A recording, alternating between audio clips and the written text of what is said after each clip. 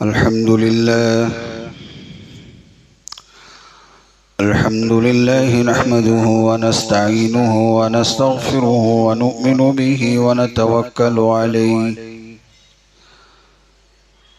ونعوذ بالله من شرور أنفسنا ومن سيئات أعمالنا ونعوذ بالله من شرور أنفسنا ومن سيئات أعمالنا ونعوذ بالله من شرور أنفسنا ومن سيئات أعمالنا من يهده الله فلا مضل له ومن يضلله فلا هادي له ونشهد أن لا إله إلا الله وحده لا شريك له ونشهد أن سيدنا وسندنا ومولانا محمدا عبده ورسوله صلى الله تعالى عليه وعلى آله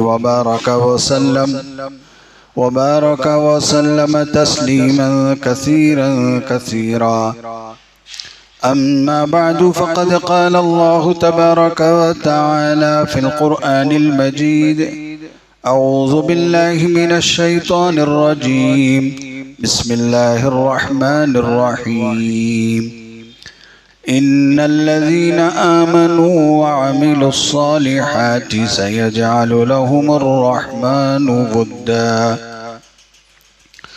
صدق الله مولانا العظيم وصدق رسوله النبي الكريم ونحن على ذلك لمن الشاهدين والحمد لله رب العالمين. بزرگان محترم، حاضرین کرام، اللہ رب العزت کی عبادت اور بندگی یہ ہماری زندگی کا عین مقصد ہے. دنیا میں کمانا، کھانا پینا، ضرورتیں پوری کرنا، یہ سب ہماری جسمانی حاجتیں ہیں، ورنہ ہماری زندگی کا اصل مقصد ہے اللہ کی عبادت کرنا، اللہ پر ایمان لانا، نیک اعمال کرنا، اللہ تعالیٰ کو راضی کرنا، اللہ تعالیٰ کے احکامات پر چلنا، حضور اکرم صلی اللہ علیہ وآلہ وسلم کی پیروی کرنا، یہ سب ہماری زندگی کا اصل مقصد ہے. اگر ہم ضرورتوں کے پیچھے پڑ گئے اور مقصد کو بھول گئے تو ہم دونوں جہاں میں ناکام ہو جائیں گے. اگر ہم چاہتے ہیں کہ دونوں جہان میں کامیابی ہو تو ہم اپنے مقصد کو پہچانیں اور مقصد پر چلنے کی پوری کوشش کریں. آج دنیا بھر میں یہی ماحول ہے، یہی عام رواج بن گیا ہے کہ لوگ روزانہ صبح سے لے کر شام تک ضرورتوں کے پیچھے پڑے ہوئے ہیں، کمانے کے پیچھے، جمانے کے پیچھے، کھانے پینے کے پیچھے، جائیداد کے پیچھے، بینک بیلنس کے پیچھے پڑے ہوئے ہیں اور پوری کوششیں اسی کے پیچھے ہیں. اور جو اصل مقصد ہے عبادت کرنا، اللہ تعالیٰ کی بندگی کرنا، اللہ تعالیٰ کے احکامات پر چلنا، اس کی کوئی پرواہ نہیں کرتا ہے، حالانکہ یہ اصل ہماری زندگی کا مقصد ہے. اللہ تعالیٰ نے قرآن مجید میں ارشاد فرمایا وَمَا خَلَقْتُ الْجِنَّ وَالْإِنسَ إِلَّا لِيَعْبُدُونَ، ہم نے جنات اور انسان کو صرف اور صرف ہماری عبادت کے لیے پیدا کیا ہے. اللہ تعالیٰ کی بندگی ہے، یہ اللہ کا کرم ہے، انعام ہے، احسان ہے کہ اللہ نے ہمیں ضرورتیں بھی دی اور ضرورتیں پوری کرنے کا سامان بھی دیا، حاجتیں بھی دی اور حاجتیں پوری کرنے کے اسباب بھی دیے. ایسا نہیں ہے کہ اللہ نے بھوک دے دی اور کھانے کا انتظام نہیں کیا، ایسا نہیں ہوا کہ اللہ نے پیاس دے دی اور پانی کا انتظام نہیں کیا، بلکہ اللہ تعالیٰ نے ضرورتیں بھی دی اور ضرورتوں کے پوری کرنے کا سامان بھی دیا، اس کے اسباب بھی دیے. لیکن ہم لوگ ان ضرورتوں کے پیچھے، ان اسباب کے پیچھے پڑ گئے اور مقصد کو بھول گئے. اللہ تعالیٰ کی بندگی یہ ہماری اصل زندگی کا مقصد ہے. ہم نے کیا سمجھ لیا بندگی بس نماز پڑھنا ہے، کبھی توفیق ملی تو قرآن پڑھنا ہے، اور زیادہ توفیق ملی تو ذکر کرنا ہے، اور زیادہ توفیق ملی تو فلاں کرنا ہے، اللہ نے مال دیا تو زکوٰۃ دینا ہے، اللہ نے حج فرض کیا تو حج کرنا ہے، یہی عبادت ہے۔ میرے بھائیوں، عبادت کا مفہوم اتنا مختصر نہیں ہے کہ آپ صرف 5 وقت کی نماز پڑھ لو، مال ہے تو زکوٰۃ دے دو، طاقت ہے تو حج کر لو، موقع ملا تو قرآن پڑھ لو، اور توفیق ملی تو ذکر کر لو۔ اتنا مختصر مفہوم عبادت کا نہیں ہے۔ عبادت کسے کہتے ہیں؟ عبادت کہتے ہیں اللہ تعالیٰ کی بندگی کرنا۔ بندگی کسے کہتے ہیں؟ بندگی کہتے ہیں اللہ تعالیٰ کے احکامات پر چلنا۔ اس میں نماز بھی آ گئی، روزہ بھی آ گیا، حج بھی آ گیا، زکوٰۃ بھی آ گئی، ساری چیزیں آ گئی، بلکہ ہماری جو اپنی ضرورتیں ہیں، کھانا پینا ہے، سونا اٹھنا ہے، ملنا جلنا ہے، شادی بیاہ ہے، خاندان رشتہ داری ہے، صلہ رحمی ہے، اور دیگر جو بھی باتیں ہیں جو ہماری زندگی کے ساتھ جڑی ہوئی ہیں، ان کو اللہ کے احکام پر پورا کرنا یہ بندگی ہے۔ صرف نماز بندگی نہیں ہے، صرف تلاوت بندگی نہیں ہے، یہ تو بندگی کی شکل ہے۔ اللہ نے دے دی کہ آؤ ہمارے سامنے سجدہ کرو، ماتھا ٹھیکو، گردن جھکاؤ، ہمارے کلام کو پڑھو، ہم ثواب دیں گے، اجر دیں گے۔ یہ تو نیکیاں ہیں، اعمال صالحہ ہیں، یہ بھی عبادت ہے۔ لیکن بندگی کیا ہے؟ بندگی یہ ہے کہ ہم اللہ کے احکامات پر چلیں، چاہے وہ ضرورتیں ہماری اپنی کیوں نہ ہو۔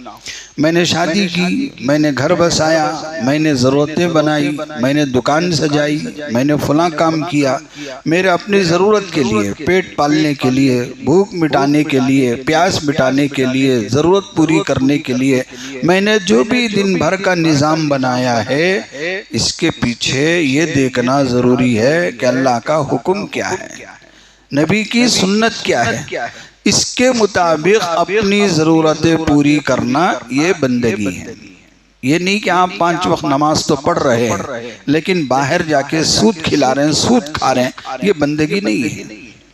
یہ نہیں کہ آپ یہاں نماز پڑھ رہے ہیں، ماشاءاللہ حج کی توفیق ہوئی، حج بھی کر رہے ہیں، لیکن باہر جا کے دوسروں کا مال ہڑپ رہے ہیں، دوسروں کا مال ناحق کھا رہے ہیں، حق دینے والے کا حق نہیں دے رہے ہیں، تو یہ اللہ کی یہاں پکڑ ہوگی، اسے بندگی نہیں کہتے۔ مال کے تعلق سے خاص کر آج مسلمان اتنا لاپرواہ ہو گیا ہے، اتنا لاپرواہ ہو گیا ہے، اسے حلال حرام کی کوئی پرواہ نہیں ہے۔ ہر جگہ سے جہاں سے بھی آئے آدمی گھسیٹ لیتا ہے اور اپنے جیب میں ڈال لیتا ہے، منہ کا نوالا بنا لیتا ہے۔ مال اتنا آسان نہیں ہے۔ مال یہ اللہ تعالیٰ کی عطا ہے، اللہ تعالیٰ کی دین ہے، یہ ہمارے فہم سے، ہم اپنے اختیار سے اسے یا تو حلال بنا لیتے ہیں یا تو حرام بنا لیتے ہیں۔ روزی تو اللہ کی طرف سے لکھی ہوئی ہے، آج کا دن تمہیں 100 روپے ملنا ہے، اللہ نے لکھ دیا ہے تو یہ ضرور مل کر رہے گا، لیکن میرا عمل بتائے گا، میرا ایمان بتائے گا، میرا عقیدہ بتائے گا کہ میں یہ 100 روپے حلال طریقے سے کماؤں گا یا حرام طریقے سے کماؤں گا، یہ تو مجھے طے کرنا ہے۔ اللہ تعالیٰ نے تو طے کر دیا کہ تمہیں آج 100 روپے روزی ملے گی، وہ کیسے ملے گی اللہ کے علم میں ضرور ہے، لیکن اللہ نے بندے کو اختیار بھی دیا ہے۔ بندے کا ارادہ، بندے کی نیت، بندے کی محنت، بندے کی کوشش، بندے کا عمل اس ملنے والی روزی کو حلال یا حرام بناتا ہے۔ اس کی مثال میں آپ کو ایک واقعے سے سمجھاتا ہوں۔ حضرت علی رضی اللہ تعالیٰ عنہ نے کسی سفر میں جانے کے لیے ساتھ میں خادم رکھا۔ اس زمانے میں لوگ گھوڑے میں سواری کرتے تھے، گھوڑے کی پیٹھ پر سیٹ ہوتی تھی جسے زین کہا جاتا ہے، وہ چمڑے کی تھی، بہت بھاری اور قیمتی تھی۔ حضرت علی رضی اللہ تعالیٰ عنہ اس گھوڑے پر سوار ہوئے، ساتھ میں خادم رکھا، وہ خادم آپ کے ساتھ ساتھ چل رہا تھا۔ پھر حضرت علی رضی اللہ تعالیٰ عنہ ایک بازار گئے اور ایک کنارے پر گھوڑے کو کھڑا کیا اور خادم کو نگران بنایا، کہا یہ اس گھوڑے کی یہاں تم نگرانی کرو، ہم ابھی واپس آتے ہیں۔ تو وہ آپ بازار میں اندر گئے، اندر جا کر اپنے کام سے فارغ ہونے کے بعد دل میں یہ خیال کر کے آئے کہ جو میں نے خادم رکھا ہے ہم اس کو بطور مزدوری اجرت کے ہم اسے 10 درہم دیں گے، 10 درہم یا 10 دینار، 10 درہم دینے کا ارادہ کیا تھا۔ اب آ کر دیکھا تو گھوڑا ہے لیکن خادم نہیں ہے، خادم بھی نہیں ہے، اس گھوڑے کی پیٹھ پر وہ سیٹ بھی نہیں ہے، جو چمڑے کی زین بنی ہوئی تھی وہ بھی نہیں ہے، خادم وہ سیٹ لے کے بھاگ گیا تھا۔ پھر آپ اس سیٹ کی تلاشی میں دوبارہ بازار میں اندر گئے، چونکہ ایسی چیزیں جب کہیں چوری ہوتی ہے تو بازار میں ہی بکتی ہیں۔ اس جگہ ہم نے سنا ہوگا چور بازار، کہ جو بھی چوری ہوتی ہے وہ چوری کی چیز یہاں آ کے بکتی ہے اور ہمیں کم قیمت میں ملتی ہے، اسے چور بازار کہتے ہیں۔ تو وہ خادم سیٹ بازار میں بیچ کر چلا گیا کسی یہودی کے پاس۔ آپ تلاش کرتے کرتے اس ایک دکان پر آپ کی نظر پڑی جہاں ان کی وہ سیٹ رکھی ہوئی تھی، گھوڑے کی زین۔ تو حضرت علی رضی اللہ تعالیٰ عنہ نے جا کر اس سے پوچھا یہ سیٹ تو میری ہے، آپ کے پاس کہاں سے آئی؟ تو اس دکاندار نے بتایا ابھی ایک آدمی میرے پاس آیا اور یہ سیٹ بیچ کر گیا۔ مطلب کتنے میں؟ 10 درہم میں، 10 درہم میں اس سیٹ کو بیچ کر چلا گیا۔ حضرت علی رضی اللہ تعالیٰ عنہ نے دل ہی دل میں کہا ہائے رے انسان کی تباہی، اگر صبر کرتا وہی 10 درہم حلال کے ملتے، صبر نہیں جلد بازی کی وہی 10 درہم حرام کا ملا۔ تو یہ 10 درہم یا 100 روپے یا 200 روپے یا 1000 روپے جو ہماری اپنی روزی ہے وہ اللہ کی طرف سے لکھی ہوئی ہے، یہ میرا عمل طے کرے گا، میری نیت طے کرے گی، میری بے صبری، میری جلد بازی یہ طے کرے گا کہ میں وہ 10 درہم حلال کے کماؤں یا حرام کے کماؤں، یہ میری ہے۔ اللہ تبارک و تعالیٰ نے طے کر کے بندے کو مجبور نہیں بنایا، طے کیا اور بندے کے ہاتھ میں اختیار دے دیا۔ اب یہ 100 روپے چاہے تو حلال طریقے سے کما لے چاہے حرام طریقے سے کما لے۔ اگر حلال طریقے سے کماتا تو بندگی ہوتی، پیسے حلال ہوتے، ان پیسوں میں برکت ہوتی اور ہماری ضرورتیں بھی پوری ہوتی۔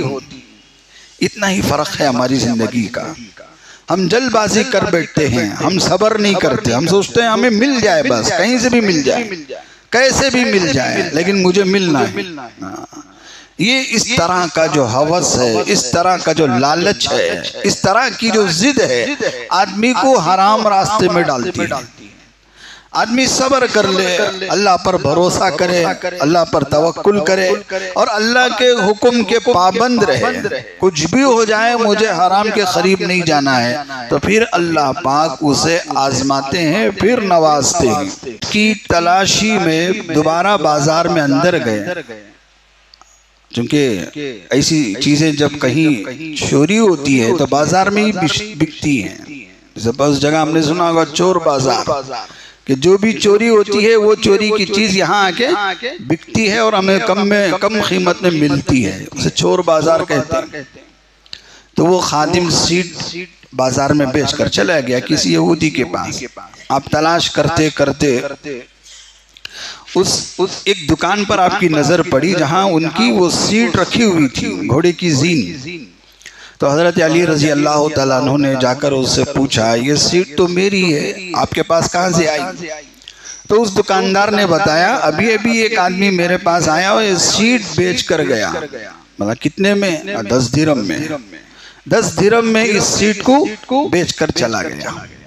حضرت علی رضی اللہ تعالیٰ عنہ نے دل ہی دل میں کہا ہائے رے انسان کی تباہی، اگر صبر کرتا وہی 10 درہم حلال کے ملتے، صبر نہیں جلد بازی کی وہی 10 درہم حرام کا ملا۔ تو یہ 10 درہم یا 100 روپے یا 200 روپے یا 1000 روپے جو ہماری اپنی روزی ہے وہ اللہ کی طرف سے لکھی ہوئی ہے، یہ میرا عمل طے کرے گا، میری نیت طے کرے گی، میری بے صبری، میری جلد بازی یہ طے کرے گا کہ میں وہ 10 درہم حلال کے کماؤں یا حرام کے کماؤں، یہ میری ہے۔ اللہ تبارک و تعالیٰ نے طے کر کے بندے کو مجبور نہیں بنایا، طے کیا اور بندے کے ہاتھ میں اختیار دے دیا۔ اب یہ 100 روپے چاہے تو حلال طریقے سے کما لے، چاہے حرام طریقے سے کما لے۔ اگر حلال طریقے سے کماتا تو بندگی ہوتی، پیسے حلال ہوتے، ان پیسوں میں برکت ہوتی اور ہماری ضرورتیں بھی پوری ہوتی۔ اتنا ہی فرق ہے ہماری زندگی کا۔ ہم جلد بازی کر بیٹھتے ہیں، ہم صبر نہیں کرتے، ہم سوچتے ہیں ہمیں مل جائے، بس کہیں سے بھی مل جائے، کیسے بھی مل جائے، لیکن مجھے ملنا ہے۔ یہ اس طرح کا جو ہوس ہے، اس طرح کا جو لالچ ہے، اس طرح کی جو ضد ہے، آدمی کو حرام راستے میں ڈالتی ہے۔ آدمی صبر کر لے، اللہ پر بھروسہ کرے، اللہ پر توکل کرے اور اللہ کے حکم کے پابند رہے۔ کچھ بھی ہو جائے مجھے حرام کے قریب نہیں جانا ہے، تو پھر اللہ پاک اسے آزماتے ہیں، پھر نوازتے ہیں۔ ایسا نہیں کہ بندے کو اللہ ہمیشہ نوازتے رہے نہ آزمائے، ایسا بھی نہیں ہوگا۔ جب آپ نے اللہ پر بھروسہ کیا ہے تو اللہ بھی چاہتے ہیں کہ اس بھروسے کا امتحان لیا جائے۔ اللہ نے قرآن مجید میں ہی پوچھا بندوں سے، ارے بندو تم کیا سمجھتے ہو؟ تم نے کہہ دیا لا الہ الا اللہ اور ہم مان لیں، تمہارا امتحان نہ لیں؟ ہم امتحان لیں گے۔ جب تم نے کہہ دیا کہ اللہ کے سوا کوئی معبود نہیں، میں اللہ پر بھروسہ کرتا ہوں، میں اللہ کو مانتا ہوں، تو اللہ کہہ دے ہاں میں نے مان لیا؟ نہیں، بلکہ اللہ کیا کریں گے؟ امتحان لیں گے، آزمائیں گے۔ کبھی کبھی رسی کھینچ لیتے ہیں اور ملنے میں دیری ہو جاتی ہے اور بندہ بے صبری کا مظاہرہ کرتا ہے تو حلال راستے کے بجائے حرام راستے میں پڑ جاتا ہے۔ تو الغرض میں یہ کہہ رہا تھا کہ نماز، روزہ، تلاوت، حج، قربانی صرف اتنی عبادت نہیں ہے، عبادت کا مفہوم بہت وسیع اور بہت اونچا اور بہت زیادہ تفصیلی ہے کہ ہم اپنی زندگی میں ہماری چاہے کوئی بھی ضرورت ہو، کوئی بھی حاجت ہو یا اپنا کوئی بھی کام ہو، اللہ تعالیٰ کے حکم کے مطابق، حضرت رسول اللہ صلی اللہ علیہ وآلہ وسلم کے شریعت کے مطابق کرنا، یہ بندگی ہے۔ یہ جو میں لفظ کہہ رہا ہوں آپ کو، اللہ تعالیٰ کے حکم کے مطابق، حضور اکرم صلی اللہ علیہ وسلم کے شریعت کے مطابق، یہ اس کا استحضار آج مسلمانوں میں صرف ایک جگہ ہے، ہر جگہ نہیں ہے، اور وہ صرف اسی وقت کے لیے ہے، اس کے بعد بھی نہیں ہے۔ یہ جو میں لفظ کہہ رہا ہوں کہ اللہ تعالیٰ کے حکم کے مطابق، رسول اللہ صلی اللہ علیہ وسلم کے شریعت کے مطابق، وہ صرف ایک ہی جگہ ہے اور صرف اسی وقت تک کے لیے ہے کہ جب نوشہ نکاح کا خطبہ پڑھنے کے لیے قاضی صاحب کے سامنے بیٹھتا ہے۔ نکاح پڑھانے والے جو خطیب ہیں، قاضی صاحب ہیں، وہ کہتے ہیں کہ میں اللہ تعالیٰ کے حکم کے مطابق، رسول اللہ صلی اللہ علیہ وسلم کے شریعت کے مطابق میں نے آپ کا نکاح پڑھا دیا، میں نے آپ کی زوجیت میں فلانا کو دے دیا۔ یہ جو لفظ ہے صرف وہی ایک جگہ ہے اور صرف اسی وقت کے لیے ہے، مسجد کے باہر نہیں، شادی محلوں میں نہیں، شادی کے دیگر تقریبات میں وہ اللہ کا حکم، وہ نبی کی شریعت نہیں ہے، صرف ایک ہی جگہ ہے، وہ مسجد میں وہ جو نکاح پڑھاتے ہیں صرف اسی وقت کے لیے۔ حالانکہ ہماری اپنی زندگی میں ہر کام میں یہ دو باتیں ہونی چاہیے۔ کون سی دو باتیں؟ اللہ کا حکم، رسول اللہ صلی اللہ علیہ وسلم کی شریعت، پوری زندگی میں ہونا چاہیے، تجارت میں، کاروبار میں، نوکری میں، اجرت میں۔ ہم کسی کی اجرت طے کرتے ہیں تو یہ اجرت دیکھو ایک ہماری کمائی ہے، وہ ہماری اپنی مرضی سے ہے، ہم کتنا بھی نفع رکھ سکتے ہیں، کتنا بھی کما سکتے ہیں، یہ ہماری اپنی مرضی۔ لیکن جب اجرت کی بات آتی ہے، مزدوری کی بات آتی ہے، تنخواہ کی بات آتی ہے، یہ اب ہماری مرضی، ہماری منمانی نہیں چلے گی، اب یہ ذمہ داری ہو جائے گی۔ اب یہ کیا ہو جائے گی؟ ذمہ داری۔ ہماری دکان میں ایک آدمی کام کر رہا ہے، یا ہماری کمپنی میں ایک آدمی کام کر رہا ہے، یا ہمارے ماتحت ہماری مزدوری میں ایک آدمی کام کر رہا ہے، اب اس کی مزدوری اب ہماری ذمہ داری ہو گئی، ہماری اپنی مرضی نہیں چلے گی، ہم اپنی مرضی سے اس کی تنخواہ طے نہیں کر سکتے، ہم اپنی مرضی سے اس کی مزدوری طے نہیں کر سکتے، بلکہ اس کا جتنا حق ہے وہ حق دینا اس کی ذمہ داری ہے۔ جب چاہے دے دیا، جتنا چاہے دے دیا، یہ منمانی نہیں چلے گی۔ مزدوری اب ذمہ داری ہے، اب اس کا ذمہ اللہ تعالیٰ پوچھیں گے کہ تجھے مزدوری کے لیے آدمی رکھنا آتا ہے، تنخواہ کے لیے آدمی کو کام میں رکھنا آتا ہے اور اس کی تنخواہ دینا نہیں آتا، اس کی مزدوری دینی نہیں آتی، اللہ پوچھیں گے تو کون ہوتا ہے مزدوری گھٹانے والا، تو کون ہوتا ہے مزدوری روکنے والا، اس کی مزدوری کا ذمہ داری میں نے تجھے دی ہے۔ یہ بات چاہے دکاندار ہو، چاہے کمپنی کا وونر ہو، یا کسی ادارے والے ہو، مدرسے والے ہو، مسجد والے ہو، سب کے لیے یکساں ہے کہ تنخواہوں کے معاملے میں منمانی نہیں چلے گی۔ یہ اللہ کا حکم ہے، نبی کی شریعت ہے، یہاں نہ اللہ کا حکم یاد ہے نہ نبی کی شریعت یاد ہے، یہاں منمانی ہے، جتنا چاہے دے دیا، جب چاہے دے دیا، جتنا چاہے کچھ کر لیا، یہ منمانی ہے۔ یعنی اداروں میں بھی، مسجدوں میں بھی حق والوں کا حق دینے میں ان ذمہ داروں کو پیٹ میں درد ہوتا ہے، سر میں درد ہوتا ہے، یہ ہے جس کا اللہ کی ذمہ داری کا کوئی احساس نہیں۔ ایک آدمی ہمارا کام کر رہا ہے، ہماری خدمت کر رہا ہے، اس کی مزدوری دینے میں ہمیں پیٹ میں کھجلی ہو رہی ہے، تو بس ہم کام کیوں لیتے ہیں؟ خود کر لیں کام۔ ایک آدمی غریب بیچارہ مزدوری کرتا ہے، آدمی کام کرتا ہے، صفائی کرتا ہے، دھلائی کرتا ہے، یا کوئی بھی کام کرتا ہے، اب جب اس کی مزدوری دینے کا وقت آیا تو پیٹ میں درد ہوتا ہے، تو اللہ کو کیا منہ دکھاؤ گے؟ یہ ذمہ داری ہے، اللہ کا حکم، نبی کی شریعت کیا ہے؟ حضور اکرم صلی اللہ علیہ وآلہ وسلم نے فرمایا مزدور کو اس کی مزدوری اس کا پسینہ سوکھنے سے پہلے دے دو، مزدور کو اس کی مزدوری اس کا پسینہ خشک ہونے سے پہلے دے دو، یا 2 مہینے 3 مہینے نہیں دے رہے ہیں، روک کے رکھ رہے ہیں، منمانی کر رہے ہیں کہ میں بڑا ہوں، میں جب چاہے دوں، اللہ کو کیا منہ دکھاؤ؟ اس لیے مزدور کی مزدوری اس کا پسینہ سوکھنے سے پہلے دینا یہ فرض ہے، یہ ذمہ داری ہے۔ آپ اپنا کاروبار کر رہے ہیں، اپنی تجارت کر رہے ہیں، اپنا مال بیچ رہے ہیں، جتنا نفع چاہے رکھو، وہ آپ کے اختیار میں ہے، لیکن کسی کی مزدوری طے کر رہے ہیں تو اب آپ کے اختیار میں نہیں ہے، اس کا جو حق ہے وہ دینا فرض ہے، واجب ہے۔ تو ہر فیلڈ میں، ہر میدان میں اللہ کا حکم، حضور اکرم صلی اللہ علیہ وآلہ وسلم کی شریعت، یہ دیکھنا فرض ہے ایک مسلمان کے لیے، ہر مسلمان کے لیے۔ تب اسے بندگی کہتے ہیں۔ صرف 5 ٹائم نماز پڑھ لینا، یا صرف ٹوپی پہن لینا، صرف داڑھی رکھ لینا، صرف جبہ پہن لینا، یہ بندگی نہیں ہے، یہ بندگی کا اظہار ہے۔ اصل بندگی، اصل غلامی، اصل فرما برداری، اصل اللہ کے حکم کی پروری تب ہوگی جب بندہ ہر کام میں اللہ کے حکم کو تلاش کرے۔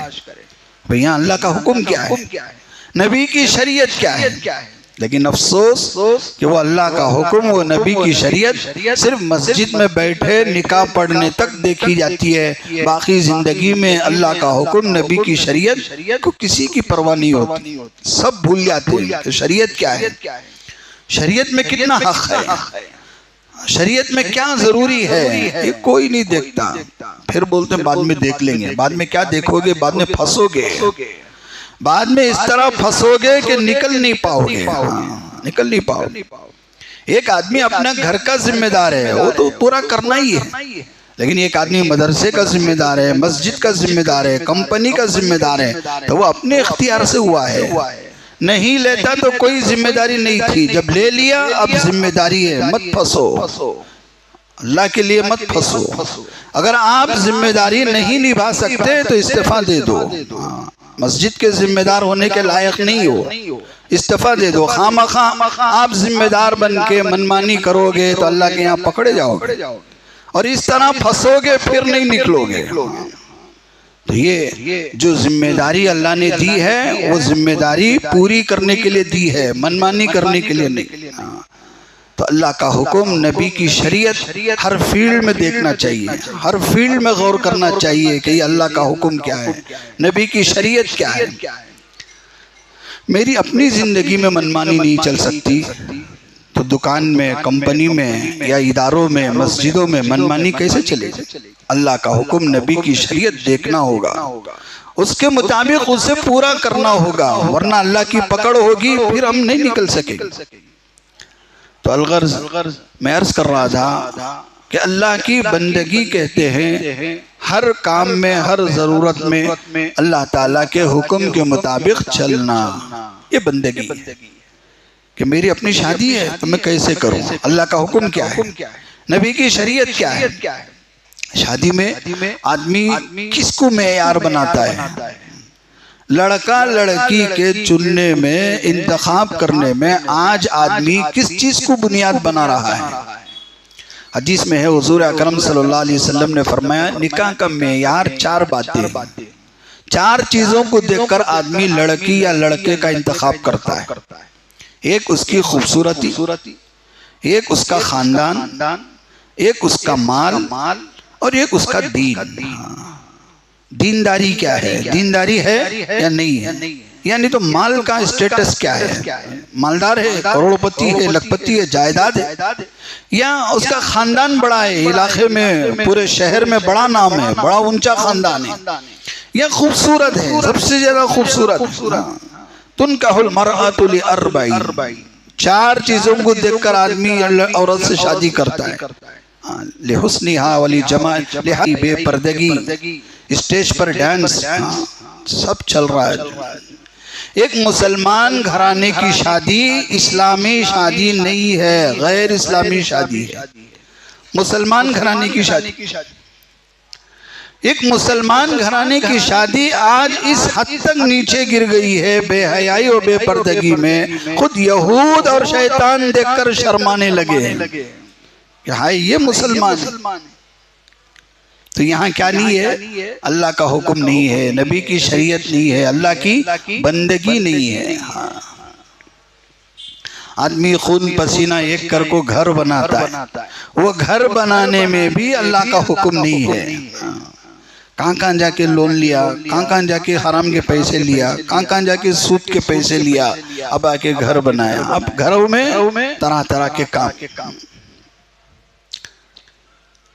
میرے بھائیوں، حرام کمائی سے جو بھی کام ہوگا اس میں خیر نہیں ہوگا، اس میں خیر نہیں ہوگا۔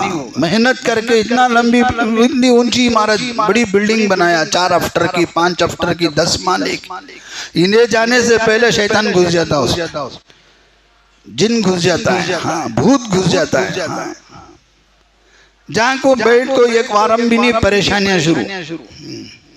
اب انہیں کماتا کہ نہیں کہ دوسرے کمانے والے بن جاتے، نہیں بھئی یہ گھر میں کیا کی ہوا ہے، جن کا اثر ہے، فلاں کا اثر ہے، بندش کرنا، یہ کرنا، وہ کرنا۔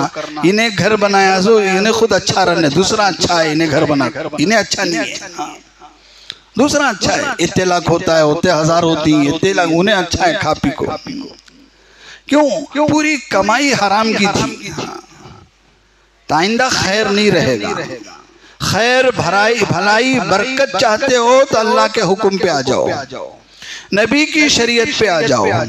اپنا کاروبار، اپنا دھندا، اپنی تجارت اللہ کے حکم کے اور نبی پاک صلی اللہ علیہ وسلم کے شریعت کے مطابق لے آؤ، پھر کاروبار میں بھی خیر ہوگا، بھلائی ہوگی، برکت ہوگی، گھر میں بھی سکون ہوگا، خیر و برکت ہوگی، پریشانیاں نہیں ہوں گی۔ لیکن آج گھر پریشانی ہے، گھر پریشانی۔ تمہاری پریشانیوں میں کون کی اچھا ہے، لیکن تمہیں اچھے نہیں۔ لیکن میں کیوں اچھا نہیں، یہ سمجھنے کے لیے مسلمان تیار نہیں۔ کیا کی ہے، فلاں حضرت کو بلاؤ، فلاں عامل کو بلاؤ، فلاں بابا کو بلاؤ، فلاں کو بلاؤ۔ آج اللہ ہماری حفاظت فرمائے، ہمارے مسلمان گھر کی عورتیں آج مندروں تک جانے کے لیے تیار ہو گئی، مندروں تک۔ میں اپنی آنکھوں سے دیکھا ہوا بول رہا ہوں، ایسی بات نہیں بول رہا ہوں۔ کیا بول دی؟ یہ ریل نہیں بول رہا ہوں، ریل بول رہا ہوں، اپنی آنکھوں سے۔ ابھی پچھلے مہینے ٹانی روڈ سے آ رہا تھا، سرکل میں ایک دیول ہے، مسجد لبابین مسجد کے بالکل مقابل میں، اس دیول کے بالکل دور میں ایک عورت کھڑی ہوئی ہے، اس طرح جھانکتے ہوئے کھڑی ہوئی ہے، مسلمان عورت برقعے میں ہے۔ میں تھوڑا ڈاؤٹ ہوا، رک گیا۔ تو کیا ہوا، ایک لڑکے کو اندر بھیجی ہے کیا کی لانے، وہ لڑکا اندر گیا دیول میں، انہیں کیا کی دیا، پھر لے لگا دیا، پھر انہیں بھیجی کیا کی اور ایک کی لے لگا، پھر انہیں گیا، پھر لے لگا۔ یہ مسلمان عورت کی بات بول رہا ہوں۔ اور کئی بار تو اس لائن میں مسلمان برقعے والی عورتوں کو کھڑے ہوئے میں نے دیکھا ہے۔ بولو ہمارے بنگلور کا حال ہے، اتنی جہالت۔ جب ہمارے اصل خدا پہ بھروسہ نہیں ہے تو آخر کون سے خدا پہ بھروسہ ہے؟ کون سا خدا ہے جو کر دے گا، جو ہمارے خدا سے بڑا ہے؟ ہم بولتے ہیں اللہ اکبر، اللہ سب سے بڑا ہے، اس بڑے خدا پہ تجھے بھروسہ نہیں ہے، آخر کون سے خدا پہ بھروسہ ہے؟ یہ اللہ کی مار ہے کہ جب تم ہمارے اوپر بھروسہ نہیں کرو گے تو جاؤ کسی اور کی جوتیاں کھا کے آؤ۔ کھلائیں گے اللہ جوتیاں کسی اور کے، اور ذلیل کریں گے، رسوا کریں گے۔ تو میرے بھائیوں، خدا کے لیے اپنی کمائی حلال بناؤ، گھروں میں، بازاروں میں، دکانوں میں، ہر جگہ اللہ کے حکم کو لاؤ، نبی پاک صلی اللہ علیہ وسلم کی شریعت کو لاؤ۔ انشاءاللہ ہمارا ایمان بچے گا، ہماری عورتوں کا ایمان بچے گا، ہمارے بچوں کا ایمان بچے گا۔ جب ہماری گھر کی عورتوں کا یہ حال ہے تو بتاؤ آئندہ ہماری نسلوں کا کیا حال ہوگا، ہمارے بچوں کا کیا حال ہوگا، ہمارے بچے کہاں جائیں گے آئندہ؟ اس لیے آج ساری تباہی کے اسباب ہیں ہر جگہ، اسکولوں میں، کانوینٹ میں، کالج میں، ہسپتالوں میں، دیگر جگہوں پر جا کے دیکھو، سارے کفر کی سازشیں کام کر رہی ہیں، کفر کا مشن کام کر رہا ہے۔ خاموش ہے تو ہمارا مسلمان، خاموش ہے تو ہمارا مسلمان، سب اپنی اپنی جگہوں پر اپنا اپنا کام پورا کر رہے ہیں، کالجوں میں، اسکولوں میں، کانوینٹ میں، ہسپتالوں میں تک کام ہو رہا ہے۔ مسلمان ہمارا خاموش ہے۔ کسی ہسپتال میں چلے جاؤ، جگہ جگہ پامفلٹ لگے ہوئے ہیں، رکھے ہوئے ہیں ہزاروں پامفلٹ، یا تو وہ کسی چرچ کا ہوگا یا تو وہ کسی مندر کا ہوگا، جس میں ان کے مذہب کے بارے میں، ان کے تعلیمات کے بارے میں وہ تفصیلات ہیں۔ میں نے اردو میں ایک پامفلٹ دیکھا، ہینڈ بل دیکھا، تو سکون کی تلاش ہے آپ کو، اس کا عنوان ہے۔ بولو آدمی کو کیا ہونا، پریشان ہے، عنوان دیکھو کیسا ہے، آپ کو سکون کی تلاش ہے، پھر نیچے عنوان دیکھا، ہمارے یہاں آؤ، سکون ہے، کچھ بھی مت کرو، آؤ تھوڑی دیر بیٹھو پھر جاؤ، پھر آپ خود سکون محسوس کریں گے، یہ لکھا ہوا ہے۔ اور وہ کہاں کی دعوت ہے؟ چرچ کی دعوت ہے۔ اب کسی ہسپتال میں یا کسی ادارے میں اب بتاؤ مجھے کسی مسلمان کا ہینڈ بل رکھا ہوا ہے، کسی اسلامی تنظیم کا، کسی ہمارے مسلمانوں نے کوئی پامفلٹ چھاپ کے رکھا ہوا ہے؟ بھئی آپ کو سکون کی تلاش ہے، ہماری مسجد کو آؤ، ہمارے دین میں آؤ، ہمارے اسلام میں آؤ، جبکہ کرنا تھا یہ مسلمان کو، مسلمان خاموش ہیں، سب کر رہے کام، مسلمان خاموش۔ کیوں؟ مسلمان کو خود ضروری نہیں اپنے دین پہ چلنا، وہ چل رہا ہے جس دوڑ پہ چل رہی دنیا، سب اسی پہ بھاگ رہے ہیں، کسی کو اس بات کی فکر نہیں کہ ہمیں اسلام پہ چلنا ہے۔ ہسپتالوں میں، گرجا گھروں میں، بڑوں جو اولڈ ایج ہوم ہوتے ہیں وہاں سب جگہ جا کے دیکھو، یہ عیسائیوں کے، پادری یہودیوں کے، یعنی دیگر مذہب کے یہ پامفلٹ ہینڈ بل رکھے ہوئے ہیں، اور ہمارے مسلمانوں کا کچھ نہیں ہے۔ تو کام کرنے والے سب اپنا اپنا کام کر رہے ہیں، خاموش ہے تو ہمارا مسلمان، نہ اپنے گھر میں دین کی فکر ہے، نہ اپنے محلے میں دین کی فکر ہے، نہ کہیں اور، سب لگے ہوئے ہیں، بھاگ رہے ہیں، دوڑ دور، صبح اٹھے کھانے پینے کی فکر، کھا لیے پی لیے، بازار گئے کمانے کی فکر، پھر شام کو تھک کر آئے، سو گئے، بس ختم۔ یہی ہماری زندگی کا روٹیشن ہے روزانہ۔ اتنا سا کام کرنے کے لیے ہم دنیا میں نہیں آئے، اللہ نے ہمیں امت بنایا، اور امت صرف کھانے پینے کے لیے نہیں آتی، امت آتی ہے قوم کو فائدہ پہنچانے کے لیے، قوم کو۔ اللہ نے اسی کا اعلان قرآن مجید میں فرمایا، کنتم خیر امت اخرجت للناس، تم بہترین امت ہو، تم لوگوں کے فائدے کے لیے بھیجی گئی ہو۔ یہ اللہ ہم سے کہہ رہے ہیں۔ اب یہاں کیا فائدہ، قوم کو کیا فائدہ کریں گے؟ دین کا خود میرے گھر کو مجھ سے فائدہ نہیں ہو رہا ہے، میرے خاندان کو میرے سے کوئی فائدہ نہیں ہو رہا اسلام کا، میرے گھرانے کو مجھ سے کوئی فائدہ نہیں ہو رہا ہے، سب دین سے دور ہے، اسلام سے دور ہیں۔ اس لیے آج اس بات کی ضرورت ہے کہ صرف جوشیلے بیان کر دینے سے، جذباتی بیان کر لینے سے کچھ نہیں ہوتا۔ احساس پیدا کرو اپنے اندر، ایک فکر پیدا کرو کہ میں آخر کس رخ پہ جا رہا ہوں، میری ذمہ داری کیا تھی، میرا کام کیا تھا، میں کہاں جا رہا ہوں۔ تو مجھے ہر فیلڈ میں اللہ کے حکم کو تلاش کرنا ہے۔ تو چھوٹے سے شروع کرو، صبح اٹھ رہے ہیں پوچھو خود سے کہ میں مسلمان ہوں، صبح اٹھنے کے بعد مجھے کیا کرنا ہے، سنت کیا ہے، اللہ کا حکم کیا ہے، ضرورت کے لیے جا رہے ہیں، استنجا کے لیے جا رہے ہیں، اللہ کا حکم کیا ہے، نبی کی شریعت کیا ہے، سنت طریقہ کیا ہے، تلاش کرو، معلوم کرو، معلوم نہیں ہے تو پوچھو، پھر اس کے مطابق ایک ایک کام پر عمل کرنا شروع کرو۔ پھر دیکھو یہ ساری خباثتیں، ساری غلاظتیں، ساری گندگیاں، سارے فتنے، سارے اثرات، بھوت پریت، جادو، پریشانی سب ختم ہو جائے۔ تو دیر کس کی؟ دیر میری اور آپ کی، اللہ کی طرف سے کوئی دیر نہیں ہے۔ اللہ کی طرف سے ساری رحمتیں کھلی ہوئی ہے، اللہ کی طرف سے ساری برکتیں کھلی ہوئی ہیں، لیکن ہم نے کیا کیا ہے؟ تالا لگایا ہوا ہے، ابھی تک ارادہ کر کے کھولا نہیں ہے۔ ارادہ کرو، نیت کرو شریعت پر چلنے کا، سنت پر چلنے کا، اور پوچھ کے عمل کرنے کی کوشش کرو، پھر وہ تالا کھلے گا، یہ ساری برکتیں آ کے گریں گی۔ ہم نے کیا کیا؟ گھانٹ لگا دیا ہے برکت کی تھیلی میں، رحمت کی تھیلی میں۔ نیت کھولو، ارادہ کرو، اس گھانٹ کو کھولو، پھر دیکھو برکتیں کیسے قدموں میں گریں گی، اللہ کی رحمتیں کیسی آئیں گی۔ اب جیسی رحمتیں آئیں گی پریشانیاں ختم ہو جائیں گی، لیکن ہم وہ گھانٹ کھولنے کے لیے تیار نہیں ہیں۔ وہ گھانٹ کھولنا تو انشاءاللہ دعا کرو، حضرت اللہ توفیق دے تو کریں گے، ایسا ہو تو کریں گے، بعد میں نہیں، پہلے مجھے کرنا ہے، پھر اللہ کی طرف سے فیصلے ہوتے۔ تو غرض اللہ تعالیٰ کی طرف سے یہی حکم ہے کہ تم ہماری بندگی کے لیے پیدا کیے گئے ہو، ہماری بندگی پوری زندگی ہونی چاہیے، اور پوری زندگی میں ہماری بندگی کا طریقہ یہ ہے کہ ہر ضرورت میں، ہر کام میں اللہ کا حکم، میرے حبیب کا طریقہ، سنت تلاش کر کے چلو، پھر انشاءاللہ تمہاری بندگی ہمارے یہاں قبول ہوگی، پھر ہماری رحمتیں جو مغفرت کے وعدے ہیں ساری چیزیں ہم تمہیں نصیب کریں گے۔ اللہ سے دعا ہے کہ اللہ پاک ان باتوں پر ہمیں عمل کرنے کی توفیق عطا فرمائے، پوری زندگی اللہ کی بندگی میں گزارنے کی توفیق عطا فرمائے۔ یہ مقصد ہے ہماری زندگی کا، اگر ہم اس پر نہیں چلیں گے تو پھر ہماری پریشانیاں زیادہ ہوں گی۔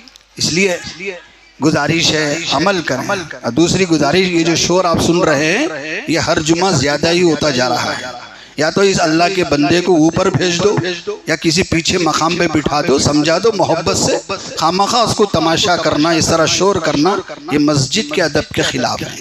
یہ ہر جمعہ زیادہ ہوتا جا رہا ہے، اس کی ذرا فکر کریں۔ یا یہ نہیں کہہ رہا ہوں کہ اس بندے کو مسجد سے بھگا دو، بھگانے کی بات نہیں، کوئی ایسا ٹھکانہ لگاؤ کہ بندہ تو کم از کم سکون سے پڑھ لے، آیا ہوا ہے، وہ خود بھی پریشان ہو رہا ہے، دوسرے کو پریشان کر رہا ہے نماز میں بھی، اور خطبے کے بیچ میں تو اتنا تماشا ہوتا ہے، جی چاہتا ہے خطبے میں کچھ کہہ دوں، لیکن چونکہ خطبے میں کچھ بولنے کی، کہنے کی اجازت نہیں ہے، اشارہ کرنے کی تک اجازت نہیں ہے، کم از کم خطبے کا تو احترام کرو میرے بھائی۔